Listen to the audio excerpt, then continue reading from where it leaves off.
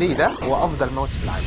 الاخبار، ازيك عامل ايه؟ اعذرني على اني بطلع اصور بكوب القهوه المفضل عندي، بس في الحقيقه ان انا عندي دور برد قليل ادب، والمفروض ما تشربش قهوه لو انت عندك برد عشان اللبن والكلام ده، بس انا ايه، يلا فاكس بقى مش مشكله. كنت متابعني من فتره تبقى شفت الفيديو ده كنا متكلمين فيه عن ان احنا لما جينا نشتري الكمبيوتر بتاعنا من شركه ديل، اشترينا معاه كومبو ماوس وكيبورد عشان كان عليه ديسكاونت بصراحه، وانا كده كده ايه كنت عايز اشتري بصراحه حاجات جديده للكمبيوتر يعني عشان تبقى كل حاجه جديده. المشكله جت فين؟ جت في الماوس، ان الماوس بصراحه سيء جدا، الخامه بتاعته مش الطف حاجه، هو تقيل بصراحه بس ستيل مش الطف حاجه خالص، بلاستيك مش انضف حاجه.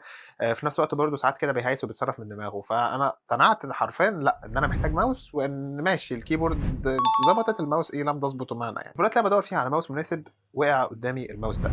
الماوس ده من لوجيتك واسمه الام اكس ماستر، والماوس ده من اسمه هو حرفيا الماستر بتاع الماوسات. الماوس ده واخد سمعه كده انه افضل ماوس تشتريه لو انت شغال في مجال الايديتنج او لو انت شغال في المجال الابداعي عامه، بغض النظر عن ان سعره مكون من 4 ارقام، الا انه بصراحه يعني يستاهل كل ما تلاقيه متدفع فيه. الماوس ده انا شفته قبل كده وجربته قبل كده، حرفيا هو ماوس خزعبلي جدا جدا، وصدقني هو هيغير فكره استخدامك عن الماوسات. مشكله الماوس ده ايه؟ زي ما قلت لك ان سعر الماوس ده هو رقم مكون من 4 ارقام يعني، بس ايه يعني مش مشكله. لو عايز تعرف تفاصيل اكتر عن الماوس ده وتشتريه منين بافضل سعر موجود حرفيا في السوق، اكتب كومنت فيه كلمه لوجيتك وابعت لك رساله فيها كل التفاصيل. كده اكون خلصت كل اللي كنت عاوز اقوله. شكرا لك جدا واشوفك الفيديو الجاي ان شاء الله.